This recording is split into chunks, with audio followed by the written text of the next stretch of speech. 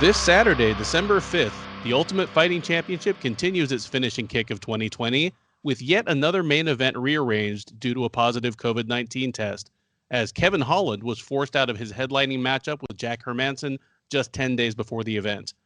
However, where other cards have been harmed this year, the replacement of Holland by Marvin-Vettori, if it does not upgrade the main event, at least gives us a matchup that is just as relevant and just as interesting in different ways. However it plays out this weekend, we will be making history as 27 years and a month after the first Ultimate Fighting Championship, we finally have our first main event headliner from Italy. Good evening and welcome to the Sherdog Radio Network preview for UFC on ESPN 19, Hermansson versus Vettori, or if you prefer, UFC Vegas 16. I'm your host, Ben Duffy. With me to break down the all-European main event and the rest of the 11-fight card is Keith Schillen. Keith is the executive producer of the Loudmouth MMA Podcast Network, as well as a writer for Sherdog.com, and a host and creator of numerous shows for Sherdog Radio, including, of course, the Schillen and Duffy Show. Keith, how you doing this evening? I'm doing great, brother, man. This is a pretty good card. I don't know how you feel about it, but I'm actually more excited about this main event than I was for the Kevin-Holland one. Now, the Darren Till one, if I was ranking the three, I would put the Darren Till one most excited. But I'm more excited about the Marvin Vettori matchup than the Kevin-Holland one. How do you feel about it? You literally took the conversation starter question I was going to ask you right out of my mouth. I was going to ask, without tipping your hand as to your pick for the fight, whether you were more interested in this fight than either of the two matchups that had preceded it. As a fight, I love this one. Yeah. My only nagging wish is that we had been able to see this on a full camp for both men, but nonetheless, I'm stoked for the fight. And we'll probably talk a little more about the title picture implications later, but this is still an important fight for the division in terms of title contention. And while Vettori's resume isn't quite where, say, that of Holland is, he does have one ace in the hole that nobody else in this picture has, in that he has already fought Israel Adesanya and gave him one hell of a fight.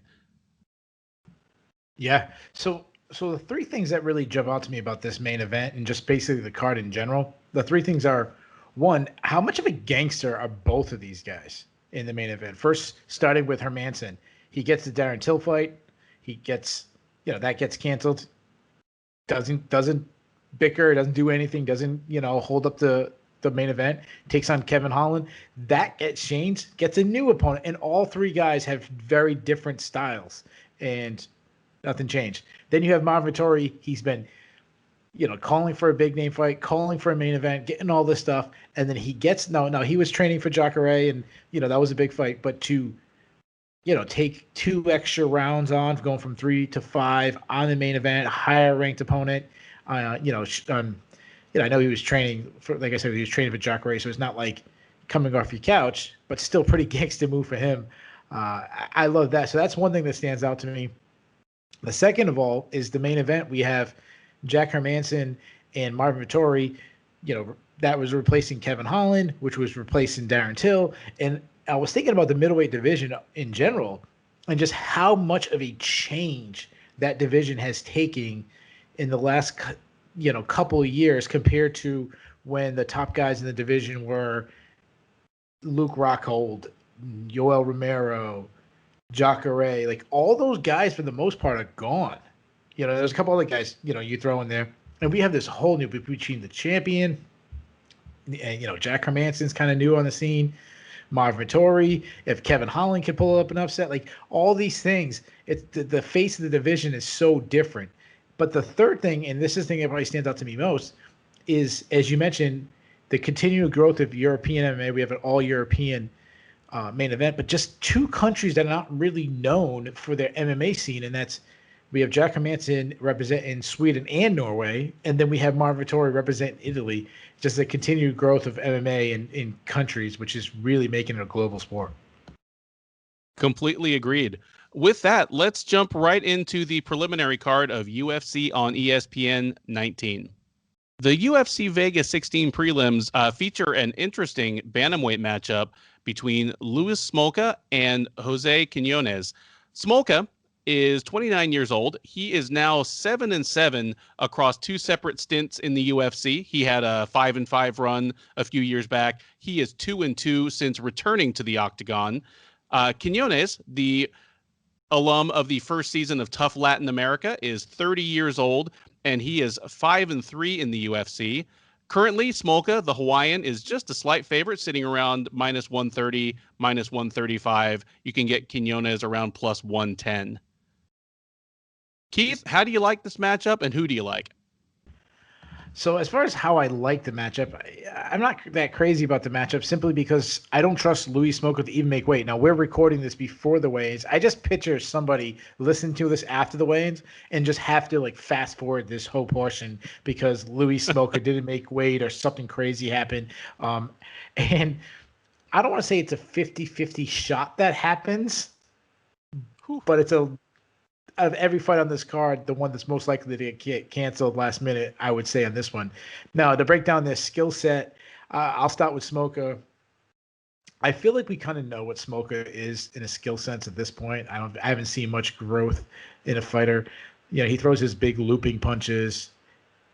He does target the body, which we saw against Casey Kenny. He's been rocked so many times in the past. That's because he does, he's a tall, lengthy guy who has tall man's defense where he kind of stands up tall, lacks head movement. He is a submission threat, though I really think people over-exaggerate. I think he looks for submissions, and that's the center of his game.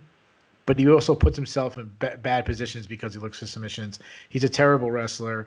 He loses positions easily. Move over to Quinonez. Quinonez has... the 4 losses in his career, when you really dig deep into it, he's lost to 4 really good guys. Sean O'Malley, Nathaniel Wood, Alejandro Perez, and Davi Ramos. All those guys are really good. Breaking down his skill set, this guy switches stances, can fight from both stances. He's a long, similar build to Smolka, long strikes. He does stay tight, uses a lot of feints to, see his openings, though he does headhunt a little too much. He has that high guard defense, decent kicks, decent wrestler, controlling top game. He's not much of a submission threat. I wish he would go back to his wrestling because we haven't seen it that often recently, which might be why he's a little bit on a skid. As far as prediction, as I mentioned in the very beginning, I'm worried about Smolka, not only his making weight, but just his commitment to MMA. I mean, we knew about his, he had his drinking problem, which seemed like that was over. Hopefully it is over. But you hear about him having diet issues, not taking his diet serious. I mean, he had to be hospitalized for his last weight cut. And again, I don't know if he even makes weight for this one. This is a very winnable fight for him too. I mean, he's the small favorite for a reason. However, I just refuse to pick him just because I can't trust him. And at least I know Quinonez is taking serious. It's a close fight, but I'm going to take Quinonez to just kind of win every position. And I think I'm going to take him by unanimous decision. So that's my first upset pick of the night, I guess. Hey, I feel everything you're putting down there. I don't feel comfortable. Well, not literally betting, but like coming out in favor of Smolka in this one. He did not look great against Casey Kenny in May. Just got overwhelmed and run over pretty quickly.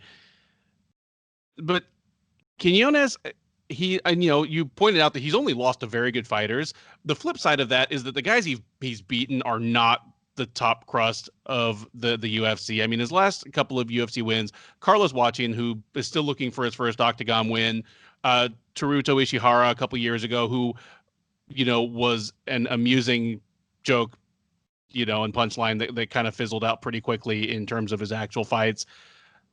So while I don't have a lot of faith in Smolka, Quinonez isn't a finisher. If he's smart and uses his wrestling, because he's a decent wrestler, he's much better than Smolka. He can just kind of grind out 2 or 3 rounds out of 3. But I think Smolka at his best is a better fighter, and I'm going to pick him to be at least close enough to his best to eke it out here. So I'm going to be the square, and I'm going to take Smolka, the slight favorite, to break the 3-fight string of futility for Hawaiian fighters that started last weekend. So Smolka will get, the 50th state back on the map. In the UFC on ESPN 19 prelims, we have one of a couple of fights featuring alums of The Ultimate Fighter Latin America. This one is a lightweight matchup between Gabriel Benitez and Justin the Guitar Hero Jaynes. Benitez is 32 years old, 21-8 overall, 5-4 in the UFC since joining from the aforementioned Tough Latin America. Jaynes, 31 years old, 16-5 overall, 1-1 in the UFC since his debut, which was just in June of this year. Jaynes lost to Gavin Tucker back in August by a third-round rear naked choke in a fight in which he'd been beaten in really all 3 rounds. He beat Frank the Crank Camacho in just 41 seconds in his octagon debut back in June. Benitez, comfortable favorite here, sitting around minus 210. Jaynes, you can get as high as plus 175. Keith, who do you have in this one? Well, first of all, I want to say this. I think this is a really fun fight. I think it's going to be one of the best fights on the card. So I'll start with Benitez. So Benitez, obviously, he's a Mexican fighter, so he gets that Mexican stereotype that goes back to boxing. While he does get into wars, he's not that Mexican brawler. He is very technically savvy, sound guy. Southpaw. Everyone always talks about his leg kicks, which are very good. If you remember his last fight against Omar Morales, he got one of them checked and had that huge, gross cut on his leg. However, while his kicks are so good, and it's definitely can be a big difference in this fight, I think it's his jab is his best weapon. It's just a crisp jab. He follows it up with a very accurate left hand. He likes to work the body. Nice snap on his punches. He doesn't have a lot of tell signs in his punches. Throws them straight from no wind up on it, I should say. Good movement. He loves to kick the body. Also, he always talk about his leg kicks. He got good kicks to the body. He's a good grappler, though he doesn't use it enough. He prefers to stand on the feet. Move over to Justin Jaynes. Now Jaynes it would fit the Mexican brawler style even more.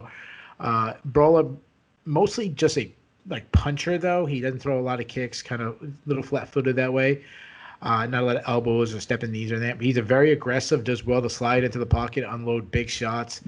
He does like a lead uppercut. It's actually what he caught Gavin Tucker in the first round of that fight. Almost put him out. He's got good power, though he does lose a little bit of that power because a lot of his punches kind of come looping instead of tight. And he loads up, so he kind of telegraphs a lot of things. And he tires because he throws everything powerful. He does have a wrestling background, though, similar to Benitez. We don't see it much, especially offensively, though he will attack with that guillotine choke, which I think it was Gavin Tucker almost got that guillotine too. His sub-defense is a little questionable. Gavin Tucker almost submitted him in the first round, did submit him in late in the fight. As far as prediction goes, so, we say this a lot. We don't root for fighters because I more root for a storyline than I do for the actual fighter. And Justin Jaynes has his father corner him for this fight because his father has, I believe, stage 4 cancer and not expected to be on Earth much longer. So he's letting his dad kind of corner him, which is an incredible story. And you kind of you don't want to pick against that. You definitely don't want to root against it, I should say. That said, I still got to go with my brain. This is just a bad stylistic matchup for him. I think he's overmatched. I think Benitez jabs his face off. I would make it my lock of the night, but the emotional factor does scare me a little bit, that maybe Jaynes can dig down, go to a place that we didn't know about, and get the win. But I'll still take Benitez by unanimous decision. That's so. Jaynes is so tough. I think he'll make it entertaining. And I'm going to actually say this is going to be my fight. I'm going to go early. I'm going to say this is my fight of the night pick. Fight for the prelims, which usually doesn't get the fight of the night, but I think this is going to be the fight of the night. Outstanding. I'm glad that you brought up the kind of human story and human element behind this, because, we call those things intangibles, but I come from an old school enough perspective that Frank Mir was my favorite fighter when he went and fought Ian Freeman, when Freeman's dad was on his literal deathbed. And I just remember, Mir getting the mouthpiece knocked out of his face by a guy who yeah, who elevated his performance because he felt he was fighting for something bigger than just the purse. It's not meaningless. But don't forget Michael Chiesa on the Ultimate Fighter show. yes. He wasn't one of the favorites. No, he wasn't one of the favorites. And yeah, I mean, like left in the first or second episode to go see his father, and father said, go back, win this thing, basically. And damned if he didn't. So yeah, I mean, we're talking about anecdotal things here. We're not going to be able to show you any charts or data that say that, hey, fighters who have a mortally ill immediate family member perform better at this percentage rate, but I never completely discount it. Having said that, I'm with you. I think Benitez is a rough style matchup for Jaynes here. I keep flashing back to Jaynes's fight with Gavin Tucker just because it was just a couple months ago. And I see a bunch of things there that Tucker did effectively against Jaynes, and they just check all the boxes. They're all things that Benitez can and does do. So give me Benitez in a lopsided decision that will leave nobody feeling great about it, probably even Benitez. Yeah, just to jump back in here, sorry to interrupt you. If you like technical analysis, you like watching a really technical but like high action pace fight, check out Benitez's last fight against Omar Morales. That thing was a war, and it's not one of these slop fests. It is a good technical fight for 15 minutes. It's a really fun fight to watch. The UFC Vegas 16 prelims soldier on with an interesting clash at featherweight between Damon the Leech Jackson and Spanish prospect Ilia Topuria. Topuria is 9-0. He is another product of the same Brave CF that gave us Khamzat Chimaev, among others, and has really just sort of sprung onto the map this year as a major pipeline of talent to the UFC. He put on a dominant performance over Youssef Zalal, another highly touted prospect, back in October at UFC Fight Night 179. He'll be taking on Jackson. The 32-year-old Texan is 18-3-1 with one no contest. And in his UFC career so far, he has perhaps the unprecedented, he has the royal flush. He has one win, one loss, one draw, and one no contest under the UFC banner so far. He went 0-1-1 with a no contest in his first run in the octagon back in 2015. Went back to the regionals and wrecked shop in Legacy Fighting Alliance for a couple of years. Had a brief and unfortunate run in Professional Fighters League that lasted all of 10 seconds as he ran right into a Jorge Masvidal on Ben Askren type knee strike against Moved Khaybulaev. He came back to the UFC on short notice on September 19th as a firm underdog against Mirsad Bektic, got the worst of it for 2 rounds before pulling out a fantastic come-from-behind guillotine choke for the finish. Thus, his UFC adventure continues. He is a pretty stiff underdog against Topuria. Jackson available around plus 200. Topuria as high as minus 245. I love this fight. This is an old school grappling extravaganza that a lot of times when you get one of those, what you end up with is a mediocre kickboxing match. But I have the feeling we are going to see a fun fight on the ground here. And I say an old school grappling extravaganza. Damon Jackson is an old school grappling specialist. You know, it like seeing him fight, it almost feels like a bit of a throwback. His takedowns are serviceable. Well, they were more than serviceable at the LFA level. At the UFC level, they're serviceable. In PFL, they get him knocked out in 10 seconds. Sorry, Damon. But his thing is what he showed you against Mirsad Bektic. He was losing against the bigger, stronger guy, the better wrestler, but Bektic just kept flirting with the danger zone. I mean, he almost shot into that same guillotine what feels like a half dozen times during that fight until Jackson got it. Jackson, there's something of the 90s Gracie in action video about the guy because his thing is to survive until you get yourself into a situation where he can finish the fight. He's taking on Topuria, who is a dazzling prospect. I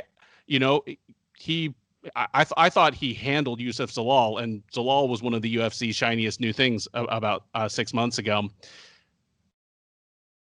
I think in this fight we're going to get just a lot of wrestling and a lot of grappling. Topuria is a huge, strong-looking featherweight, and it seemed to play out that way against Zalal, who's more of the lightning quick type guy. I thought Topuria just kind of muscled him.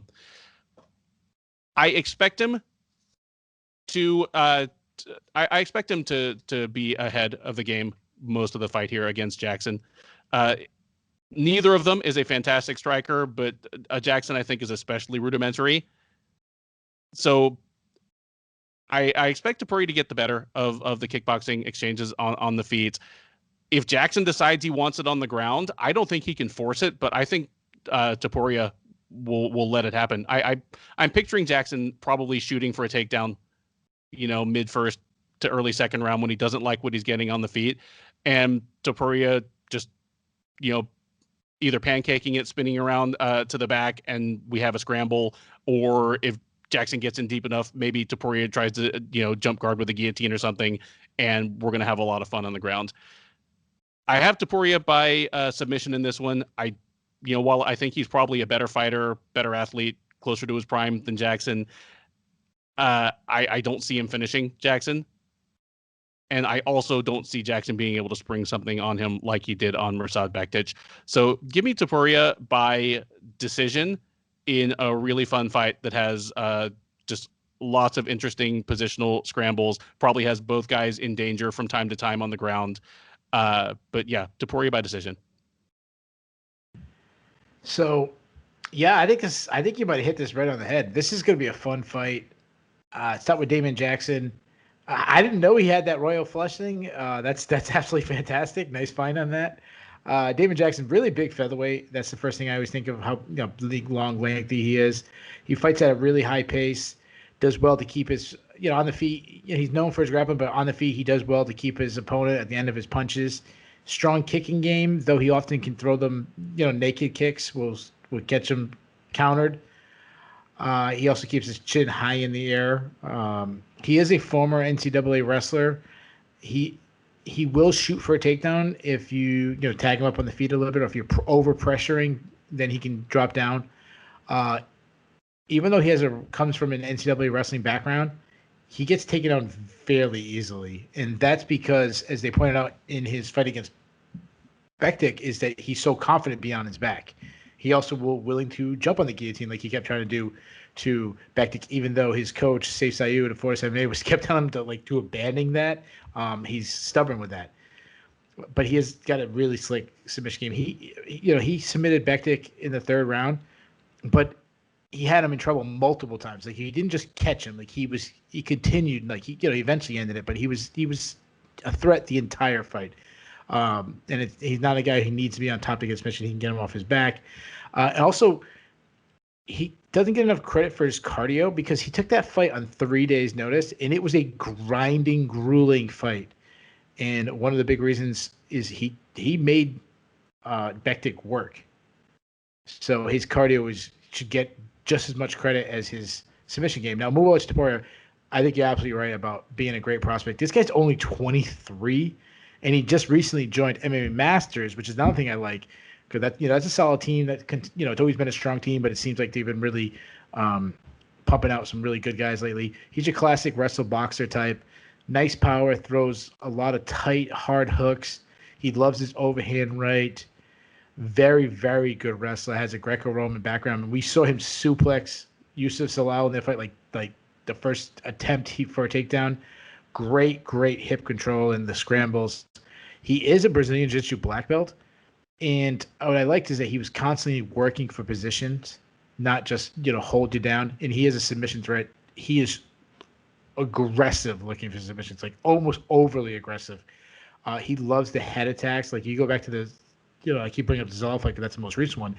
But I think there was a Darce choke in there. There was an Anaconda choke in there. He had that guillotine that Jack Hermansson does like you're out on the side and then you jump back out and you kind of weird, like almost like high on the elbow guillotine that Hermansson does. Topuria kept going for that too. Cardio might be an issue though, because he did slow down against Yusuf Salau, and we just talked about Damian Jackson's cardio. That I think is Damian Jackson's best avenue for victory. That said, I'm also taking Topuria. I think the fight is going to look very similar to the Bektic fight. Like I expect Topuria to take him down. The only difference is I don't think he's going to get caught like Bektic did. So I'm going to take Topuria. I'm going to take him by unanimous decision. On the UFC Vegas 16 prelims, we have a flyweight attraction between one completely new face and one pretty new face in the division. We have Jimmy Flick versus Cody Durden. Flick is 30 years old. He is 15-5 overall and will be making his UFC debut after a successful appearance on Dana White's Contender Series back in September. He choked out Nate Smith in the third round of that fight. He'll be taking on Durden. Durden, the 29-year-old, is 11-2 overall. He is 0-0 with one draw in his UFC career. He fought Chris Gutierrez on August 1st and ended up with a draw there just through having thrashed him to a 10-8 first round and then lost the second and third. So a righteous draw there. Flick, the slight favorite, minus 165. Durden available around plus 145 or 150. How do you feel about the debuting Contender Series alum Flick and the fight? Yeah, I always have a special place in my heart for the Contender Series guys. If people don't know, I do all the Contender Series previews on SureDog. So I'm very familiar with tape study of Flick. I'll start with Durden, though. Durden, I'll start with him just because he's been in the UFC, got that draw against Chris Gutierrez, who's he's a quality fighter in the UFC. Durden's a guy from Georgia. He trains with the American Top Team Atlanta, which is a kind of a newer team with the Lima brothers and Tony Martin kind of running the show. I don't know if they're running the show, but you see those guys a lot in the corner. That's a growing team, and they seem to be really gelling pretty well. He's a high-paced fighter on the feet. I haven't seen much I like in the boxing from him. I think his hands are a little limited, but he throws hard leg kicks. And what I like even more, he checks leg kicks, which is something like I seem to always say the opposite. Like this guy needs to learn how to check leg kicks. Durden does. He's a solid wrestler. He was a two-time Georgia high school wrestling state champion, so you got to like that. Nice back takes in the fight against Gutierrez in his UFC debut. He got his back immediately. Almost got a submission, got a 10-8 round, looked really good. Good ground and pound when he's on top. I am a little worried about his sub defense though, because he was almost submitted by an armbar by Gutierrez in that first fight. Move on to Jimmy Flick. He's making his UFC debut. He's battle tested though. He's fought some really good guys in his way to get to the UFC, including on the Contender Series. He's not a great athlete, especially when you see him. He's not the most physically imposing guy, but he has a very unorthodox stand-up style, which I actually kind of like. Similar to Durden in the stand-up, in the sense that I don't really see too much in the hands. That the hands need some growth. Defensively, he kind of just covers up instead of using head movement, but throws a lot of kicks and also checks kicks, which is surprising. He's an okay wrestler, decent entries, though he can kind of often shoot too far away. He will grind you against the fence. He's willing just to close this and grind against the fence and try to get some trip takedowns. But if he gets the fight to the ground, he is a legit submission threat. And he's not only is he a submission threat, he's a fun guy to watch. He's constantly moving, great in scrambles, can get submissions in scrambles. He loves the Von Flue choke. You go back to the Contender Series fight against a guy like Nate Smith. Nate Smith was a guy who's, world-class wrestler, and Flick found a way to get the fight to the ground and ran a gauntlet of submissions on this guy until he finally got him. He will play BJJ if he's on the back, which you know what I mean when I say that. He'll look for submissions instead of trying to get back up, which I don't like. But he's one of the few guys that it really works well for him. If this fight stays on the feet, which I really hope it doesn't, it will be a really ugly stand-up battle. But if it hits the ground, which I know Flick will want to get to the ground, I think Durden might get it to the ground, though I don't think he should. But he might do it just out of habit. That's such a big part of his game. But if it should, I really think Flick is so slick. Didn't mean to rhyme there, but he's so slick on the mat. I think he just keeps running subs on Durden like he did to Smith until he eventually finds one, and I'll take Flick by second round submission. Excellent. You're too kind when you say that Flick is not imposing physically. What Keith means is that Flick is puny. I don't know why his nickname is the Brick. It should be the Rebar, but again, we're talking about flyweight here. And meanwhile, the thing about Durden, his fight against Gutierrez, even at bantamweight, which was not his preferred weight class, but he stepped in on short notice. He looked pretty stout. I expect this to be pretty glaring just in terms of how the guys look on the scale at the face-offs and then when they get in the cage together. I feel a lot of what you're putting down here. Flick's submission offense is kind of breathtaking to behold. He very diverse and varied attack. The pace you would expect from a flyweight. Extremely fun to watch. I do keep coming back to Durden's draw against Gutierrez. You're right in that Gutierrez had him in some trouble on the ground. I guess I expect in this fight that Flick will get the better of the going on the feet. Durden will go for a takedown, and Flick will, then it's his world. And I just picture Flick chaining about 15 different submission attempts on Durden before he gets the one that works. So also give me Jimmy Flick to win his UFC debut by second round submission. The UFC on ESPN 19 prelims soldier on with what I'm pretty sure must be the greatest disparity in UFC experience between any two fighters in any fight on the bill, as handsome Matt Wiman takes on the debuting Jordan Leavitt. Wiman, 37 years old, is 16-9 in his overall career, 10-7 in the UFC, where Leavitt, 25 years old, is 7-0, and he is making his UFC debut after an arm triangle submission of Jose Flores on the first week of the Contender Series this summer. Leavitt a comfortable favorite here, minus 390. Leavitt available around plus 325. I will just say that when Wiman decided to come back from a self-imposed 4-year hiatus last summer, it was surprising to me. I never expected to see him in the octagon again. But 2 fights into that comeback, 2 losses into that comeback, I don't get what this is for, honestly. I guess that's the best way I can put it. More power to Wiman for coming back, picking up a couple paychecks, getting back into the public eye. But to me, he's not even been competitive in either of them. He lost to Luis Pena last summer, just kind of had nothing to offer him. And same for his loss to Joe Selecki last December. And now it's another whole year later. He's back once again. Answer me this, and then feel free to transition into your pick for the fight. But Keith, what is this even all about? What is Matt Wiman doing? It's so funny because you asked me that question, and in my notes, I write, why is he still fighting? I don't get him. He's 37, so he's not in his 40s, so we'll give him that, but he looks like he's in his 50s. He has not aged well. As you mentioned, he was gone from 4 years. His last win was 2014. That was his last win. And then you mentioned his 2 fights were against Luis Pena and Joe Selecki. I don't think he got a single moment of offense in either one of those fights. And I just asked, why is he getting a 3rd shot? Why hasn't he been forced to retire? And besides the matchmakers, besides the UFC give a shot, who's the corner man? Who's the people supporting him? Who's saying the only other than he really desperately needs money, which I hope that's not the case. I hope it's more of a competitive, a delusional thing, where these guys, you always guys who hang on too long and they don't realize they're the last ones to see that they're done.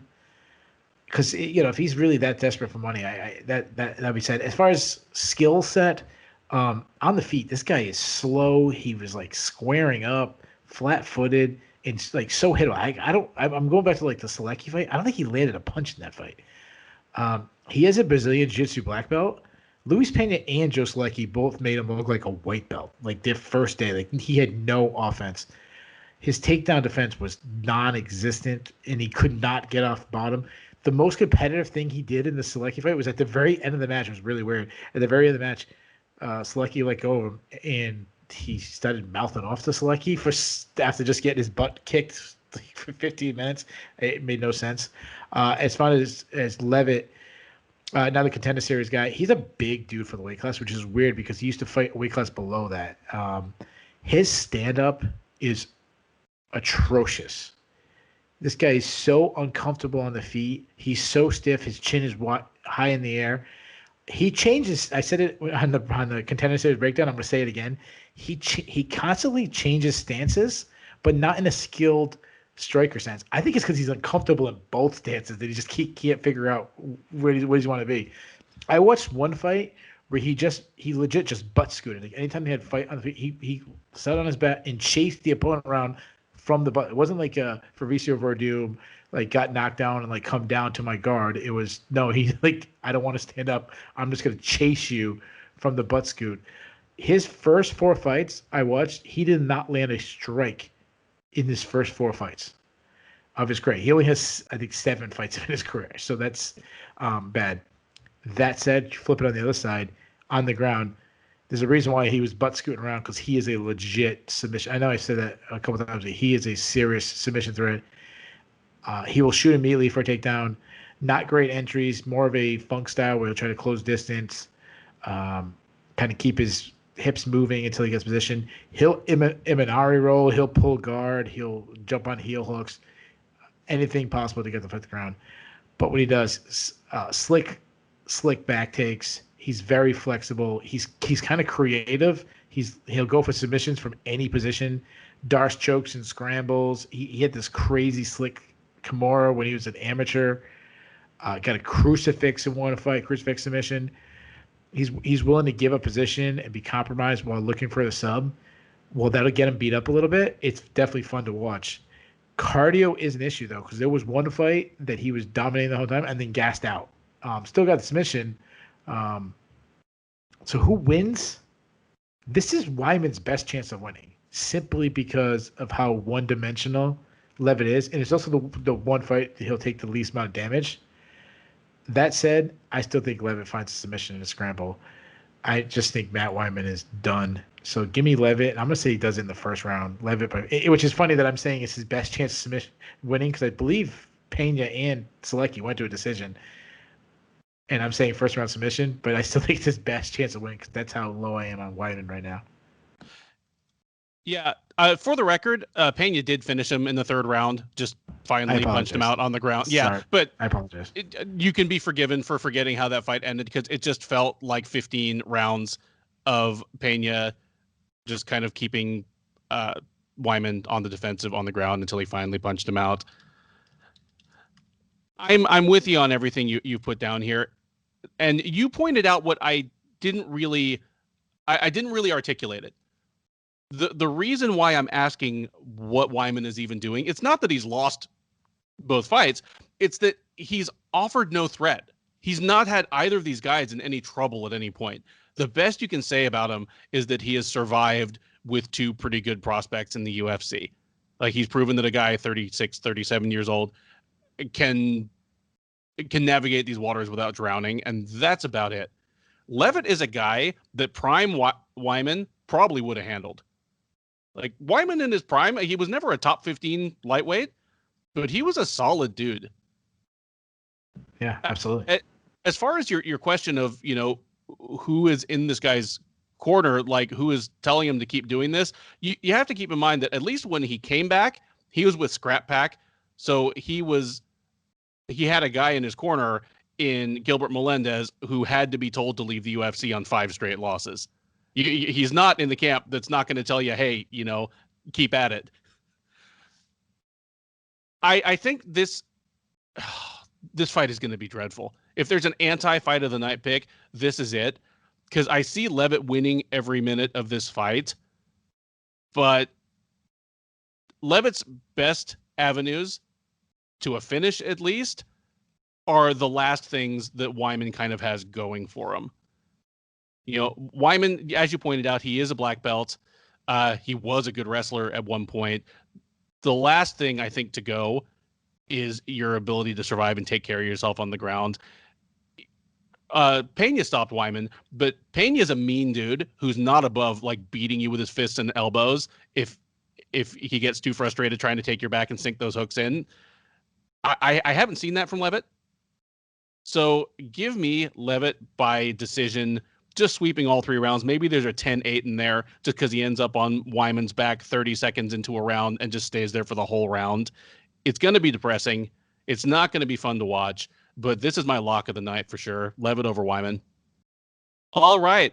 That brings us to the sole heavyweight attraction on the UFC's Vegas 16 card, in what I'm going to call the bad Tinder date of fights between 2 men who have put on between 50 and 75 pounds over the course of their UFC careers, in Gian Villante, the former light heavyweight, and Jake Collier, the former middleweight.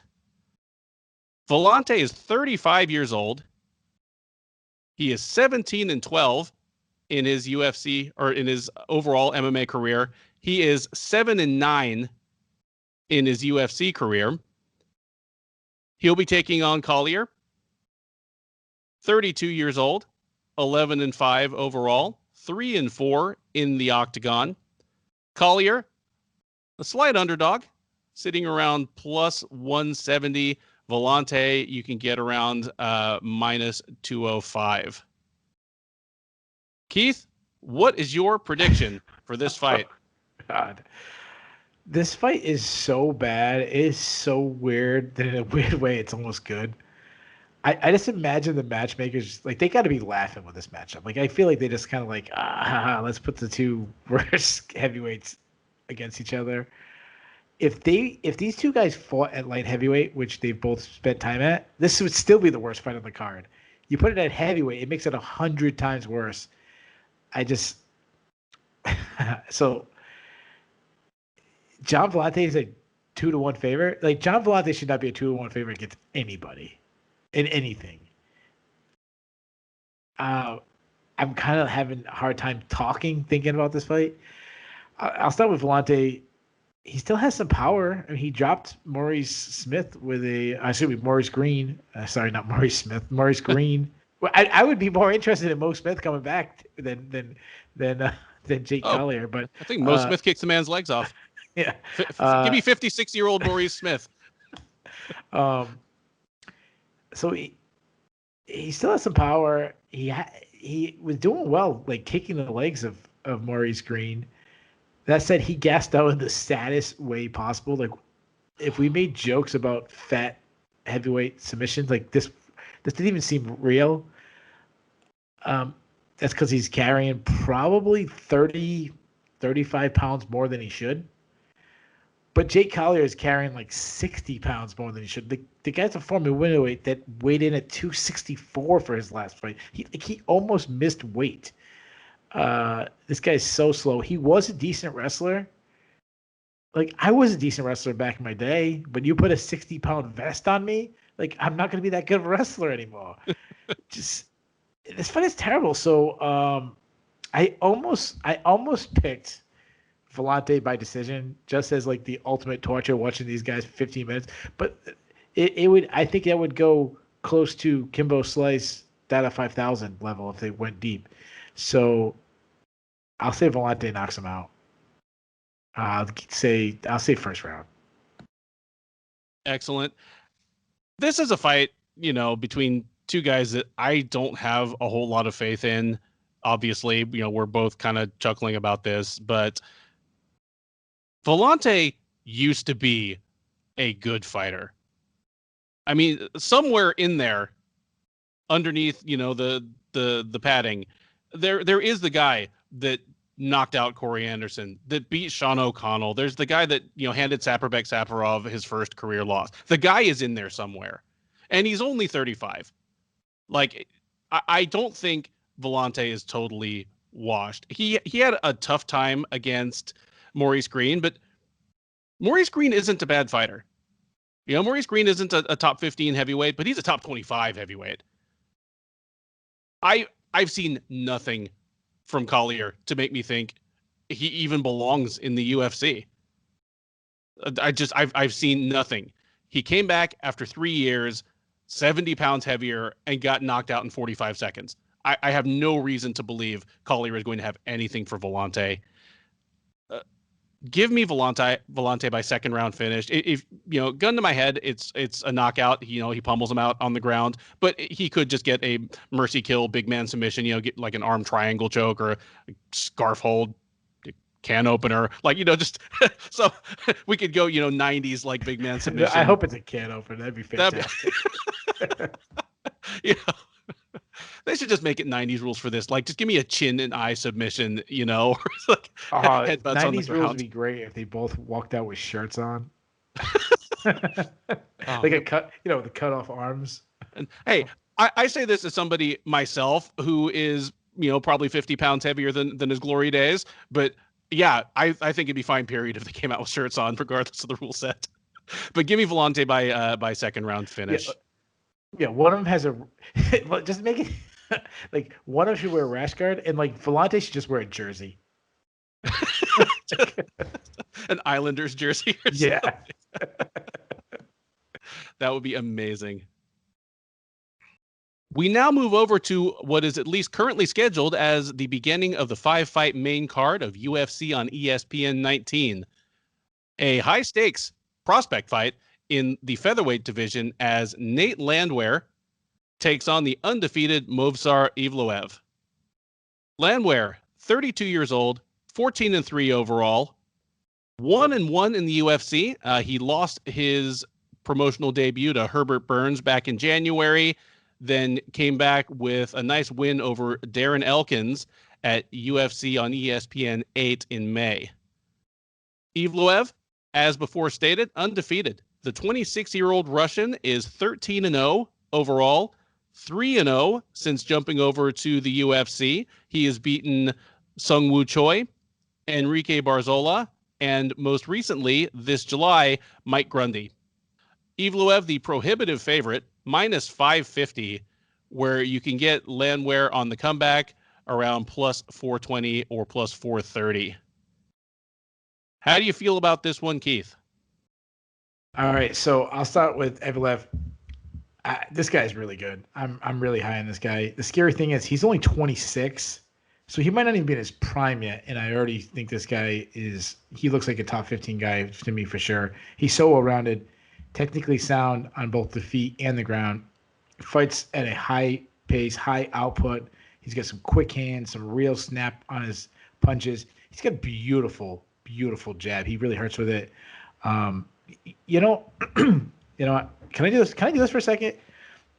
Can I kind of pause the topic and just rant for 1 second?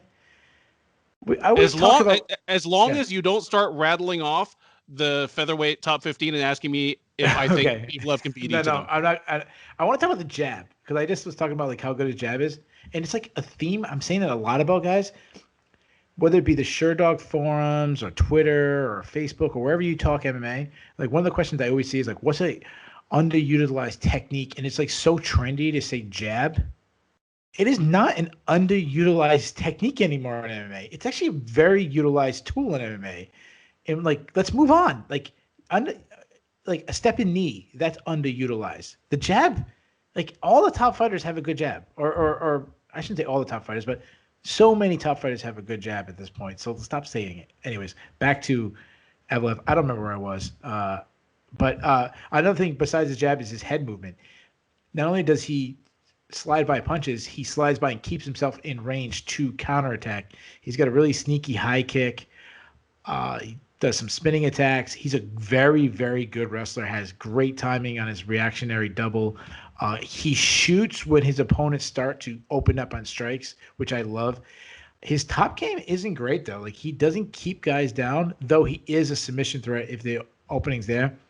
He also was taken down in his past 2 UFC fights. Enrique Barzola took him down. Mike Grundy took him down a couple times. But go back to those fights, he had incredible scrambles. Some of the craziest, just slickest displays of agility to get back to his feet. Almost impossible to keep him down. Now move over to Nate Landwehr. This guy's fun, man. He's like a Diego Sanchez crazy man way. He's high output, insane toughness, insane cardio, just throws caution to the wind, constantly moving forward. No defense at all. Like I don't think he knows you can block a punch. Also kind of throws a jab a lot. Though he does square up too much. They actually talked about that on what was it, his last fight was the Darren Elkins fight. He kind of was squaring up a lot. Drops his hands. Does calf kick. That's another thing he likes to do. He's pretty solid in the clinch. He's not much of a wrestler though. He was been taken down several times, but he also has a pretty good get up game. He's got a good sub defense. All right, so as far as the prediction goes, I'm going Evloev. You could probably tell by the way I was speaking on him. I'm so high on this guy. He should really piece up Landwehr. Plus, if he wants, he can take him down at will. The only way I see Landwehr getting his hand raised is his insane pace and gas tank. If he just, survives onslaughts from Evloev and Evloev gasses himself trying to finish him. But I highly doubt that. So not only am I taking Evloev, I'm taking him by second round TKO. And this is also my lock of the night. I know it's not that bold picking the biggest favorite on the card to be my lock. I'm so high on Evloev. I have Evloev in this one big time as well. I keep going back to Evloev's fight against Grundy, where he was taking on a guy that looked a full weight class bigger than him, a credentialed wrestler, a former British national team wrestler who had competed in the Olympics, had won a medal at the Commonwealth Games. And you mentioned that it was a clinic in scrambles. I'm looking back at my notes from that fight, and the note I left for myself was, this looks like somebody trying to give a cat a bath. Grundy was able to get the takedowns, but Evloev scrambles. It was seriously just like a cat, getting out of a bathtub. It was frustrating to Grundy. You could tell it was exhausting to Grundy. And you could tell that as well because he had a harder and harder time getting the takedown as the fight wore on, whereas Evloev stayed fresh and really started to pull ahead as a boxer in the later rounds.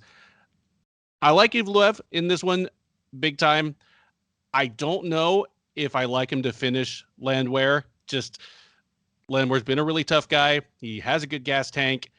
While I wouldn't be surprised to see that second round finish like you're predicting, or even a third round finish as Landwehr continues to fade and Evloev stays fresh, I'm going to go ahead and call this one a decision by Evloev in which he wins every round and just generally frustrates Landwehr. But we are not frustrated, but entertained. The UFC Vegas 16 main card powers on with a light heavyweight matchup between Roman Dolidze and the Brazilian Gian Allan. Dolidze, 32 years old, is 7-0 in his mixed martial arts career. He is 1-0 in the UFC, having made his successful promotional debut in July, knocking out Kadis Ibragimov in the first round. Allan is officially 0-0 with one no contest since joining the UFC from the Contender Series. He beat Mike Rodriguez, but that was overturned for PEDs. So, again, officially 0-0, but in our memories, we do remember him beating the guy. Right now, Dolidze is the favorite, sitting around minus 165 or minus 170, Allan around plus 145, plus 150. I'll say when Dolidze made his debut back in July, I did not pick him. Even though I don't think that highly of Kadis Ibragimov, my thought was just, okay, this is a 32-year-old guy who hasn't fought in like 2 years. He's only fought 6 times, period. And he is built like an absolute brick shithouse. There was not that much tape available on him. And what I saw was a huge, strong, athletic guy who had a bunch of kind of disjointed techniques. He had a bunch of different weapons, but nothing really coherent. And my thought was just looking like he does, being as relatively inexperienced as he is, and having been off for 2 years, this guy might come out like a house on fire, but he's just going to gas out in no time at all. And Ibragimov will have him late. Turns out I was wrong. He came out pretty well controlled and just completely iced Ibragimov with a head kick. They kind of spent a little time staring at each other, and then Dolidze just exploded and knocked the dude out. I'm not going to say I'm suddenly a believer in the guy, but John Allan just isn't that good. And he did beat Rodriguez. It was a good performance, but now we know he popped. We don't know what he's going to look like or how he's going to perform this time out. So give me the slightly more known quantity. And neither of these guys likes to go decision to decision very much. So give me the leads again by first round knockout. So Dolidze is undefeated, which is the only reason I believe that this fight is on the main card, because there's better fights on the prelims. The Flick fight is better. The Flick Durden fight, the Jackson Topuria fight, like both those fights are better. I think they should be on the main card instead of this one. But I understand that always gets people more excited. I'll start with him. I think you had a pretty good breakdown of him. He's not as good as his record suggests. Well, I'll say some positive things about him. I like that he trash talks while he fights. That makes it a little fun. He is well-rounded in the sense he doesn't have a major hole in area, but I don't think he's great in either area.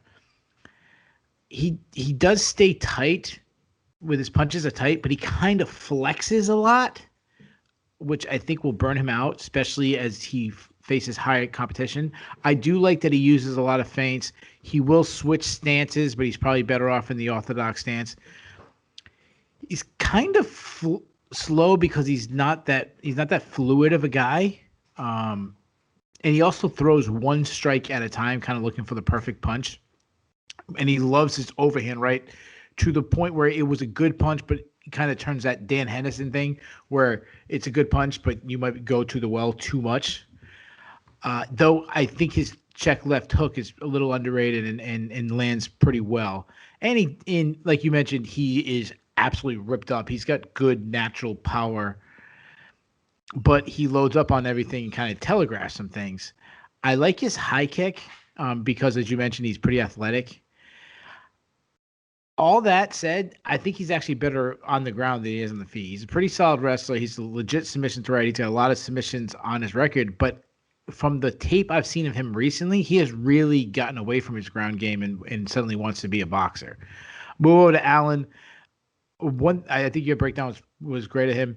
The other thing that stands out to me about Allan is he's undersized. He's probably could be a middleweight. Like I think he weighed like 202 or 203 for his fight against Mike Jackson, who is like a massive light heavyweight. So you definitely don't want to be undersized. Southpaw, he's got good output, so I really like that. Kind of marches down his opponent, but he's a bit of a brawler on the feet, throws bombs, decent power, which to me is kind of just how it is when you get to those heavier weight classes. Like anybody connects, can put you out. Also, very similar to his opponent, he's right hand happy. He just throws the same right hand over and over. He also loads up on everything. Defensively, the biggest flaw I see is that he backs straight up on the center line. Really doesn't have that much defense at all. He's very hittable, like Mike Rodriguez had some success with him.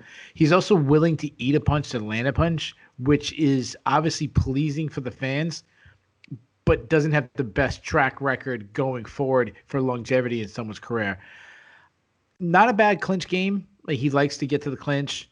He looks for body lock takedowns. He did that to Rodriguez a lot. Or he's willing to just press you against the cage and then just drop down on the hips. Pretty good grappler. He loves that guillotine choke. Has some submissions off his back, but he really struggles to get back up if he's taken down. Like I said, I'm not that high on either guy, even despite Dolidze's record. But I am going to take him just because I think he has probably a bigger advantage on the feet, and he's also naturally bigger guy and stronger guy.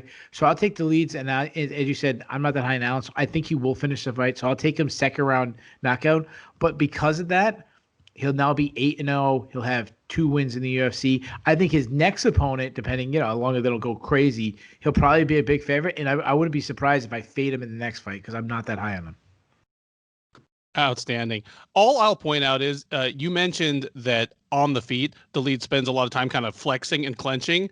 I mean, if I looked like that, I'd probably spend most of my day Yeah. flexing too. Like not even fighting. I just go to the grocery store, it's good, Yeah, if you got big arms though, like I know you're making a joke there, but if you have big arms, I was. It's funny you said that because I thought like, is he flexing or is he just guy with big arms? So it kind of looks like he is. So it looks like he's burning energy. So it actually might not be the case. I might be seeing something that's not there.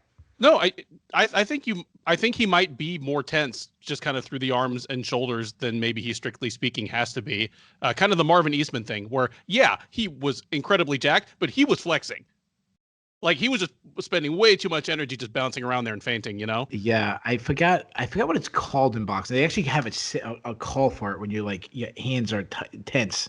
I don't know. Someone who follows boxing really good, reach out to me and hit me up on Twitter and tell me because it's gonna bother me. We now move over to the women's flyweight division, where Montana De La Rosa and Taila Santos will square off. Santos, the 27-year-old Brazilian, is 16-1 as a professional mixed martial artist. She is 1-1 in the UFC. She lost her debut last February to Mara Romero Barella, came back this past July, and beat Molly McCann at UFC on ESPN 13. De La Rosa, the 25-year-old, is 11-6 in her professional career, 4-2 in the UFC. She lost in September to Viviane Araújo. She defeated Barella before that back in February. Her last appearance before that was a loss to Andrea Lee last June. Santos, a comfortable favorite, sitting around -210 right now. De La Rosa around +170 or +175. Keith, who do you like in this one? Well, first of all, I like the matchmakers in this one because I think this is a really tough matchup to take, and I really like that. Like, I don't really know where to go. This might be the fight that I had the hardest time picking as I flip back and forth. So I'll start with De La Rosa. We've seen a lot more of her. The thing that jumps out to me, I have to remind myself, she's only 25 years old, which is really surprising because she's got some really good experience, and her losses are to good girls. Like these are the girls, the list of girls that she's lost to: Viviane Araújo, Andrea Lee, Nico Montana, Cynthia Calveo, and Mackenzie Dern. Like those are 5 losses on her record, and all 5 girls are very good. So she's known for her grappling, so I'm going to start with her striking. I think her striking is improving. She has a very awkward style, but her striking looks better and better each fight. She's a little bit of a counter striker. She has a long jab, decent pop in her overhand right. Her overhand right, it was the punch that dropped Mara Romero Barella. She throws punches straight down the pipe, though she can, in her last fight, especially against Rougeau, she can often reach or lunge too much and kind of lose a little technique that way. But I do like her head movement, which helps her in their counter striking style. Lots of kicks. Sometimes she throws them naked, which can get her hurt. She is heavy on her lead leg, which leaves her open to leg kicks, something that Rougeau had some success with. She also struggles with people who are fast, which Rougeau has. But what really jumped out to me and that I liked is that even though Rougeau was stronger, she started picking up, faster. De La Rosa started picking up her timing, and as the fight went on, De La Rosa made it a lot more competitive. It was kind of building. And if it was a 5-round fight or 7-round fight, something like that, if it was longer on, like De La Rosa might actually have come back and won that fight. She is a good wrestler. She's got good entry. I don't think she's a great wrestler. So I just want to put that out there. And I was going to say something very sexist, but I'm going to pass. But she's a good wrestler, good entries. She's relentless with them, and she has those long legs that she uses to her advantage. When she gets on the hips, she likes to go to that back trip because of her long legs. She's good in scrambles, good back takes, and she's a submission threat. She has 8 submission wins on her record, so I like that. Though she can be a little wild with her submission attempts, which, she'll lose position, which has happened often. Move over to Santos. Santos is also young. She's only 27. She's had 2 fights in the UFC, and they've been night and day. She looked terrible against Mara Romero Barella, who is, I think, a lower level fighter than her next opponent, Molly McCann, who she looked fantastic against. So I'm really like torn. Like, what am I going to get with this girl? Was the first fight just UFC jitters? One of those, or or is she going to be one of these people who's wildly inconsistent? No, she's a good striker. She really marches down her opponents, has some nice snap on her punches. Also builds as the fight goes on, especially in the McCann fight. Like, she looked better in the third round than she did in the first round, and she looked good in the first round, which is impressive. I love her step in knees. It's something I already said on the broadcast. I think is underused. I think it's the best part of her game, which could be a big deal going against a wrestler. If she's throwing step in knees, is De La Rosa going to want to shoot in? Good kicks. I love the front kick to the body. Another thing that could really help her against the wrestler De La Rosa. I don't like that she moves straight back on the center line when she avoids blitzes, and she also stands up very high, and that's due to having your natural Muay Thai style. But with the Muay Thai style comes the clinch game, which she's very good at. Good knees in the clinch. She'll also drop down on the hips to get a takedown. Strong body lock takedowns. Good back takes. When she was on top against Molly McCann, she was advanced into position. She is a submission threat. She's got a couple of submissions on her record. Takedown defense, though, is an issue. She struggled on the bottom when she was taken down. She was taken down by Mauro Romero Barella, not the highest level fighter, but she did show some offense off her back, specifically her flexibility. She showed she's pretty flexible on the bottom. So prediction, I said all that to say what I said in the very beginning, is I think this is the hardest fight on the card to pick, which is really surprising me, being that Santos, as you mentioned, is a sizable favorite, and I don't think it should be. I think it should be a pick'em. If it stays on the feet, Santos is going to have a good time.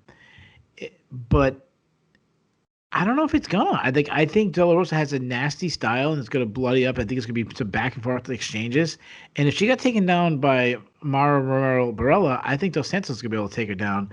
So it's gonna be very close. I'm gonna take De La Rosa. I'm gonna take it by split decision, and I get 3 underdog picks on this card. But this is my biggest one, so this is my upset special, and that's Montana De La Rosa in an upset. Outstanding. I look at this fight and I see a fight between two women that I probably wrote off prematurely. Santos came to the UFC 15-0 out of Brazil. A lot of those fights in Aspera FC. Aspera FC, for those who might not know, is basically a vehicle for getting Astra Fight Team fighters wins. I mean, it would be the equivalent of somebody coming from Jackson Wink and they're 15-0, and you see that 11 of their fights have been at, like, Fresquez Fight Night. That's like basically like their in-house thing. So I did not believe in Santos in her debut against Barella. I thought she'd beat Barella just because I have even less faith in Mauro Romero Barella, but wasn't surprised when she lost. And we were not yet doing these previews at the time for cable cards, but Molly McCann to beat her would have been my lock of the night, I'm sure, that night. I was like, okay, Santos has already been exposed, whereas McCann is better than her record at the top level has looked like. She's going to be all over this chick. I was wrong. Santos turned it right around, just basically a tale of two different fighters. And I've been the same with De La Rosa. For some reason, in my head, I'm like, De La Rosa's not that good. She's a bust. And then I look and I'm like, man, she's 4-2 in the UFC. But even that is a little deceptive because none of her wins has been much to write home about. I mean, Barella, Nadia Kassem, Rachel Ostovich, and Christina Marks, those are 4 of the lowest level flyweights that have even passed through the division briefly. Yet her losses, have not been as bad as they look on paper. You broke down the Araujo fight really well. And then the Andrea Lee fight, that's a fight that even just now, 18 months later, I think might go differently. The way that Montana De La Rosa has been improving from fight to fight. I agree with that. That's a good point. Things that she'll have going for her in this fight, I think she's going to be the bigger. She'll be the bigger woman on the tape, like just taller, longer reach, longer legs. But I think she'll be the physically stronger woman when they link it up. I don't think she's getting stronger. I mean, she physically looks the same as she has for 5 years, but she's just getting better at applying her strength on other fighters. She's still not a great technical wrestler, but I think she gets some takedowns and denies some takedowns just on the basis of her strength and athleticism that she appears to have been honing recently. I can't go for the upset special here. I don't know why. I just see her, despite everything I just said here, not being able to get the fight where she wants it. I think if she's getting the better of it on the feet, Santos will probably be able to get her to the ground, and the reverse will not be true. So give me Taila Santos, probably by unanimous decision, to continue getting things back on track after her unsuccessful UFC debut, and just another tough loss for Montana De La Rosa, someone that I have to continually remind myself is better than her record is. And better than her husband. Maybe that's one of the reasons I think she's terrible. It's because her husband has lost 4 straight and has another fight coming. Well, Matt Wiman's still getting fights, so I don't hate on Mark De La Rosa getting fights. With that, we arrive at the co-main event, a light heavyweight matchup between Ovince St. Preux and the red-hot rising prospect Jamahal Hill. St. Preux is 37 years old. The Tennessee native is 25-14 in his mixed martial arts career, 13-9 in the UFC octagon. Hill, 29 years old, is 7-0 in his mixed martial arts career. He is 1-0 with 1 no contest in the UFC. Basically, he won both of his fights. He beat Darko Stosic in his debut, then beat Klidson Abreu this May, but that was overturned after he tested positive for marijuana. So he is officially 1-0 with 1 no contest, but on paper, he is 7-0. He is 7-0 with 1 no contest overall after the Abreu fight was overturned. St. Preux, the veteran, the dangerous veteran, one-time title challenger, is an underdog as we speak. He's available around plus 140 right now. Hill, you're looking at around minus 160, minus 170. Who do you like in this one, Keith? Well, first of all, I think it's an intriguing matchup, but it's not a matchup I saw coming from the matchmakers. Like, I did not expect Jamahal Hill to get this big step up for competition, but I'm happy he is because I am intrigued by it. So I'll start with the veteran St. Preux. I feel like we kind of, know his game for the most part. He obviously still pretty crafty veteran, though he's slowed a lot. He's pretty flat-footed at this point in his career. If I'm talking about him from a stand-up sense, 4 things jump out to me. He is a counter striker. He loves, at this point, his hands, his most dangerous weapon is still that fade back left hand, which, he got against Shogun, which he got in his last fight against Menefield. Still throws a lot of kicks, and he still has decent power. He can take a beating, and despite being outclassed and showing big signs, he has incredible heart, and he can really settle in and kind of grind his way back into a fight. I mean, the most obvious one of recent memory is that Michelle Olasejek fight where he was getting the brakes beat off of him early in that fight, and he survived, settled back in, stayed composed, showed his heart, and got back into it.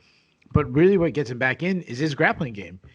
He's always had a sneaky takedown, and when he gets on top, he's got a good game. I mean, he's he does that Von Flue choke, or as they call it, the Von Preux choke. That became his specialty, and he's really good at it.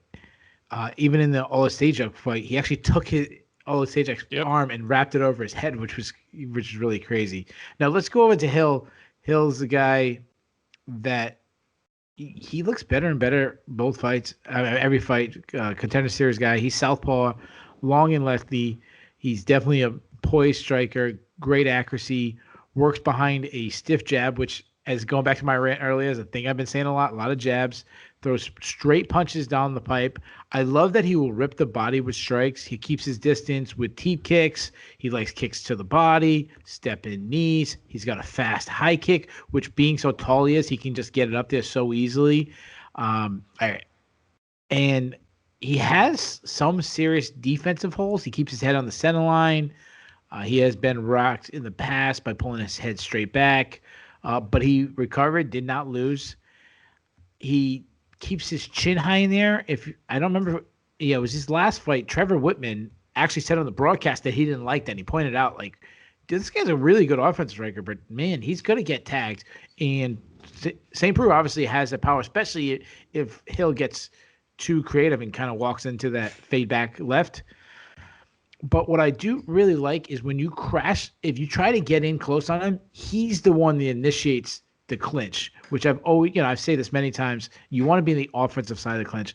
And he's not one-dimensional in an offensive wrestling sense. He will sneak in a takedown, though he doesn't set it up too well. But defensively, he's a terrible defense wrestler. Darko Stojic took him down 6 times in their matchup in a fight that Hill was dominating him, and he still got 6 takedowns against him. That said, I'll give him credit. He's hard to hold back down, and this is all the way back to, before he was on the Contender Series, amateur fights stuff. He scrambles well back to his feet, so I'll give him that. And he will throw up submissions off his back due to his long legs. And also, he was a regional champion. He's got 5-round experience. So this is a big step up in competition. I don't think I think he can go deep. I don't think he'll have like an adrenaline dump. I'm really torn on this because Hill is undefeated and he's taken a huge step up going from Klidson Abreu to a veteran like OSP. But I'm going to take him simply because I think OSP is done. I really don't like what I see him on the feet. He could get the fight to the ground, but I think he'll maybe be able to scramble back to his feet. But I just have this feeling that OSP, a guy that has been so explosive, so not the most technically savvy guy, those guys are the ones that the bottom falls off quick. And that could be the case. And I just have that gut feeling. So I'm going with the gut feeling. So I'm going to take Hill.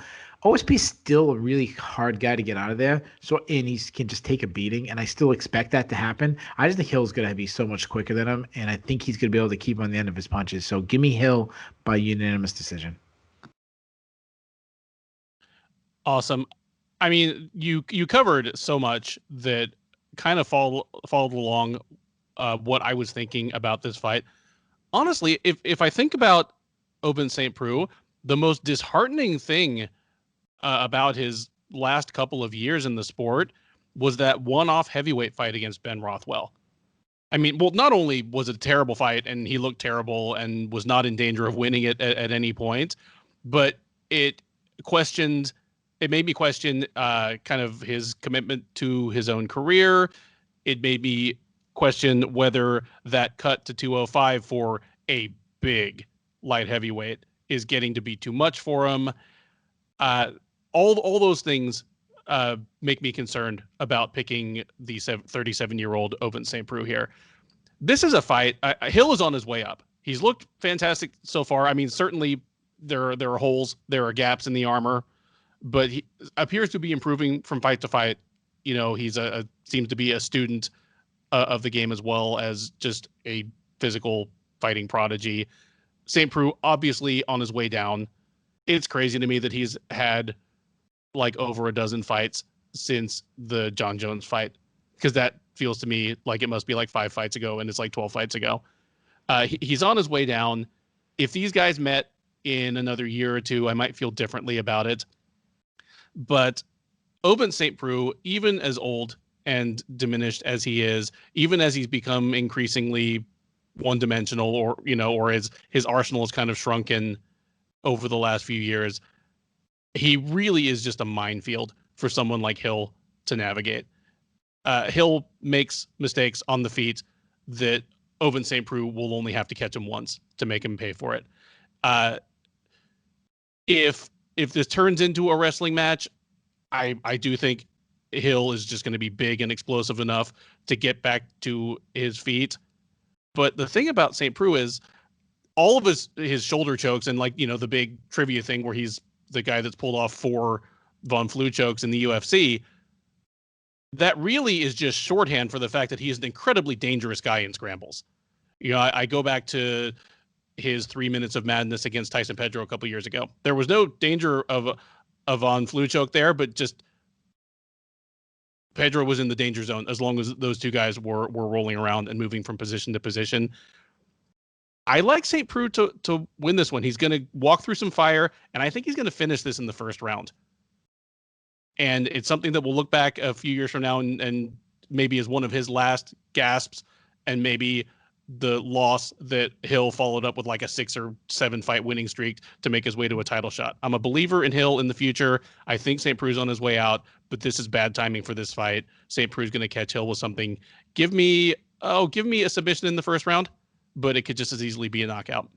And so we come to the main event of UFC on ESPN 19, as middleweight contender Jack the Joker Hermansson welcomes late replacement Marvin Vettori to the octagon. Hermansson, the 32-year-old Swede fighting out of Norway, is 21-5 in his mixed martial arts career. He is 8-3 in the UFC. He defeated Kelvin Gastelum back in July with a shocking heel hook in just 1 minute and 18 seconds. Before that, he was knocked out by Jared Cannonier early in the second round of their meeting. Previous to that, last April, he took a unanimous decision over Ronaldo Jacare-Souza. Marvin Vettori, the 27-year-old from northern Italy, is 15-4-1 as a professional mixed martial artist. He is 5-2-1 in the UFC. Most recently, he choked out Carl Roberson back at UFC on ESPN 10 in June. First round rear naked choke. That, of course, was a fight that was postponed due to Roberson having weight cut issues earlier in the year, sparking off a memorable rampage through a hotel lobby by Vettori. And that tells you a lot of what you need to know about the man and his temperament. Before that, he defeated Andrew Sanchez and Cesar Ferreira. And that 3-fight win streak, of course, follows up his grinding split decision loss to current middleweight champ Israel Adesanya back in April of 2018. Vettori, despite being the lower ranked fighter and the late replacement, is a bit of a favorite over Hermansson right now. Vettori sitting around -135 or -140. Hermansson available as high as +120. I'll go first. I understand why Vettori is a slight favorite here. He's a physical bull. He is the more explosive fighter.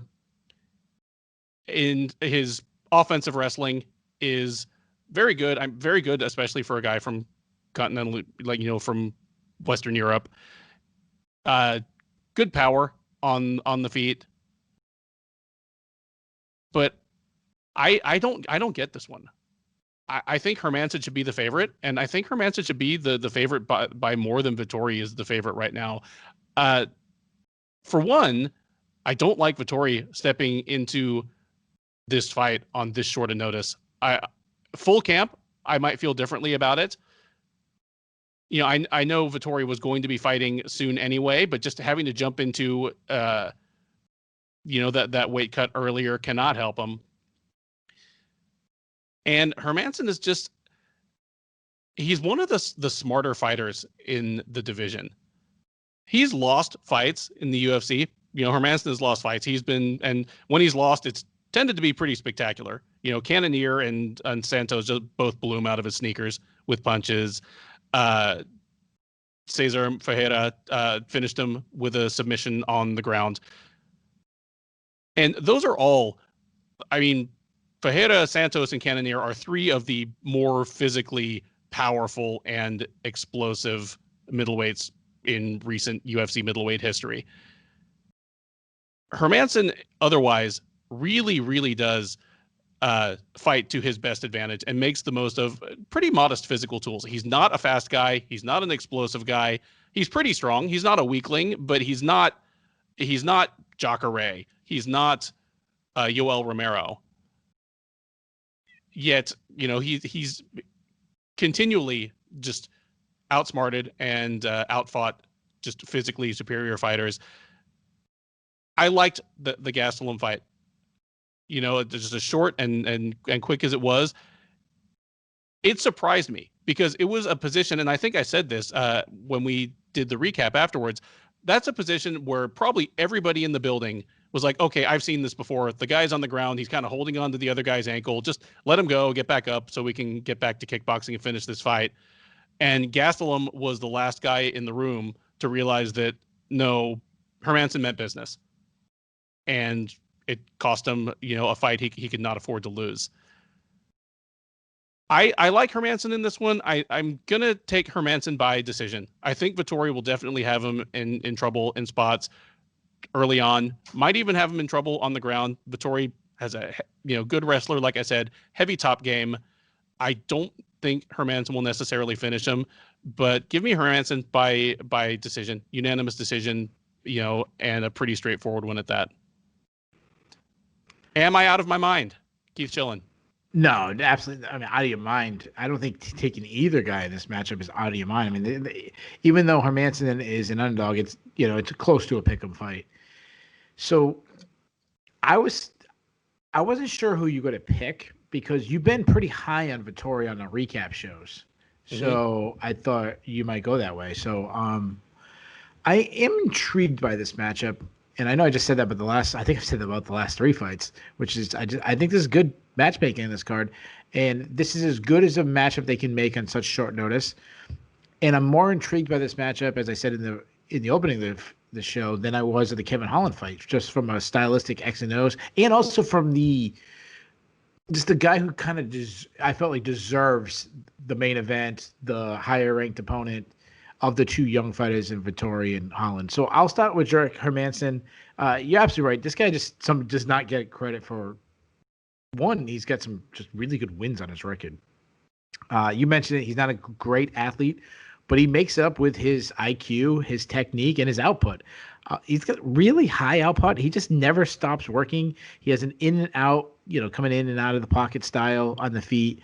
He keeps his hands tight, not in the flexing sense, but I mean like in a high guard, good boxing, close to his chin. He conserves a lot of energy because he just touches. He doesn't lay into every blow, though he does lack KO power from what we've seen. Could be an issue. A lot of kicks, kind of everywhere. Calf kicks. He'll throw in the occasional oblique kick. Defensively, he is a little awkward, and he kind of dips a lot to his right, which could leave him open to left side attacks. We haven't seen that yet, but he hasn't really faced a good southpaw like Vettori is. So that could be a problem for Hermansson that I'm a little worried about. Also, Jacare showed, even though Jacare, I don't think the fight was as close as the broadcast made it seem like. Jacare had one good round, but that one good round, he was ripping Hermansson to the body. So that could be something that Vettori looks for. He also had a lot of success when he made Hermansson fight off his back foot, though I was impressed by his chin, because Hermansson has been tagged, and other than the Cannon Air fight, hasn't been hurt. Now, this guy is an absolute wizard. I don't want to say he's underrated on the ground because I feel like lately he's been getting his respect. But this is a guy that submitted David Branch, a good black belt. He out-grappled Renato Jacare Souza. Now, Jacare was past, close. I'd say past his prime. Like, definitely the decline when he faced Hermansson. But to almost submit Jacare, I don't care when he is. I don't care if he's 100. That's still a great accomplishment. His Topuria, I talked about Topuria with that wraparound guillotine. That's something Hermansson does. I also like that Hermansson has good top control. He's not just a guy who fights for submission. He's really, really good on the ground, and he's also fun to watch on the ground. Like, even in the, he rolled for the leg lock against Gastelum, as you pointed out, and then got the submission. Gastelum's a good grappler. So I like that Hermansson. Let's move over to Vettori. I like Vettori. I think he deserves this matchup, but I want to say something that's been bothering me when I've heard people talk about Vettori. I really think people overrate his fight against Adesanya. One, that's not the Israel Adesanya that is today, but also, yeah, Adesanya won a split decision. That should not have been a split decision. Adesanya clearly won that fight. It wasn't that close. On a positive thing, the thing that I took out from the fight, even though I thought he lost pretty convincingly, is that he didn't get frustrated when Adesanya started clowning on him like he does on so many people. He stuck to a game plan. It wasn't working, but he didn't seem frustrated. And that was when he was 24. So he showed some mental IQ, mental toughness in that fight. He's an absolutely physically imposing guy. When you look at him, he looks like he could easily fight at light heavyweight. He's aggressive. He's basically a bruiser. And I don't mean that in a negative sense. Like I don't mean by brawler. I mean he's more of a bullying type. And I don't mean that as an insult. I mean it as a compliment. He has very short, hard hooks, solid head movement. You mentioned Marvin Eastman on this broadcast. We're gonna bring it up a second time. He does shoulder rolls, which Marvin Eastman would absolutely love. A nice slip and dip style. Also keeps himself. I was talking about Movsar Evloev about not only does he, it's not only avoiding the strike, but also keeping yourself in position to land. Vettori does that well. Like he'll slip and also come back. He can drop his hands though. And I think that's because of the output. It's just kind of natural to do when you have such a high output. And he can be a little left-hand happy, which might not be a problem in the Hermansson fight. The one thing that surprises me most about him is for a guy that is so physically imposing, when you look at him, he doesn't have a lot of pop in his, or he doesn't. He has hurting power, not separating you from consciousness power. Now he's still young, still developing, still improving. So that could, I wouldn't be surprised if he lands a big shot. Good body kicks, not a bad grappler himself. Good entries. Solid top control, is a submission threat.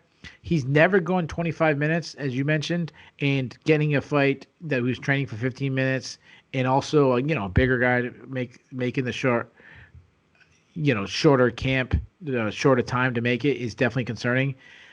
So as a prediction, this is a step up in competition for Vettori, regardless of how. I know you said very highly things of him. He's grown on me too. Like I don't know if I was as high as you were when we were doing the recapping him, but he's definitely grown on me. But Jack Hermansson is not Carl Roberson. Like this is the big step up in competition. So I am also going to take Hermansson. I really see Vettori only having a puncher's chance. I think it's a good puncher's chance. And a good puncher and a power's chance, but also like an output, just if he can survive. It's weird. Vettori's style could be, even though it's I'm worried about him going 25 minutes. His style and his output could actually build for 25 minutes. Like he actually might be one of these guys. It wouldn't surprise me if he's one of these guys is surprisingly very strong in the fourth or fifth round because of his building style. That said, I like Hermansson. I like his takedowns. I think he gets a few takedowns. And honestly, his submission game is so good right now. If he can almost catch Jacare, I think he can catch Vettori. So I'll take him. I'm going to say he gets a submission in the third round. Excellent. I know you've had a long day today, but do you have time for one bonus question? Sure. All right. So we've had a swap of dance partners. These gentlemen's originally scheduled dance partners, Jacare Souza and Kevin Holland, are locking it up next weekend at UFC 256. Buy or sell, Hermansson, Vettori, Jacare, and Holland is the next challenger for the middleweight title one of these four men? Ooh, that's such a good question. Yeah, I'm going to buy. Whichever of the winners is more impressive? I'm going to buy the winner of this matchup. Because I kind of feel like Hermansson has the win over Jacare, so it's that is a little step up. They also took Vettori off the Jacare fight, almost kind of showing the hand that they believe this matchup is the bigger matchup. Uriah Hall could still be an option. You hear Robert Whittaker thrown out there, but when Adesanya beat Robert Whittaker already, to me, if someone gets a quick finish, yes, I still think you could probably sell Uriah Hall. Doesn't help when Dana White's on the post-fight press conference. I think just knocked out a legend and completely doing the opposite of selling the guy, talking about calling him like one of the most boring fighters in history. I don't know. It's weird. It's such a weird, like, Adesanya has, 2 title defenses and kind of already cleaned out the division. As crazy as that is. It is a strange time for this division. Give it a couple more years, and I think there's a whole crop of contenders that are going to be there. I mean, well, look at Holland that we're talking about right now. Well, yeah, we might not even have to say a couple years. We could be saying a couple weeks. If Vettori wins and Holland wins, those are 2 young guys that just like a month ago was not getting talked about as like a title challenger in the next fight. Yeah, that's a good point. Imagine being Vettori and going from Carl Robertson 2 fights later, you're fighting for the title. Or think about when Kevin Holland, I don't remember who did he beat when he Adesanya was in the crowd and he started calling out Adesanya and we're like, dude, relax. You just beat Phil in like low level. Was it like the Darren Stewart fight or something like that? It was his last fight. Oh, then it was Charlie Ontiveros. Like, yeah. If he really called out Adesanya. Remember Adesanya was in the crowd, and then afterwards he talked about, he said, oh, yeah, we had words at a hotel he knows. He didn't really go. You're right. I'm pretty sure that was his last. Imagine going from Charlie, I don't even know how to say his name, to the championship title in 2 fights. That'd be insane. Yeah, absolutely. Wow. All right. You heard it here.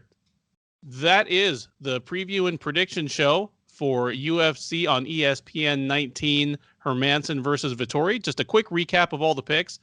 And these may be out of order as the UFC has been shuffling things this week. But Luis Smolka versus Jose Quinonez. Keith has Quinonez by decision. Ben has Smolka by decision. Gabriel Benitez versus Justin Jaynes. Both of us have Benitez by decision. Ilia Topuria versus Damon Jackson. Both of us have Topuria by decision. Jimmy Flick versus Cody Durden. Both of us have Flick by submission. Matt Wiman versus Jordan Leavitt. Keith has Leavitt by first round submission. Ben has Leavitt by decision. John Villante versus Jake Collier. Keith has Villante by first round knockout. Ben has Villante by second round knockout. Nate Landwehr versus Movsar Evloev. Both of us have Evloev by decision. Roman Dolidze versus John Allan. Ben has Dolidze by first round knockout. Keith, Dolidze by second round knockout. In the women's flyweight matchup between Montana De La Rosa and Taila Santos, we have some dissension. Ben has Santos by decision. Keith has De La Rosa by decision. The co-main event, Ovince St. Preux versus Jamahal Hill. Keith has Hill by decision. Ben has OSB by first round finish, probably a submission. And in the headliner, Jack Hermansson versus Marvin Vettori. Both of us have Hermansson. Ben by decision, Keith by third round submission. Thank you so much for listening and enjoy the fights.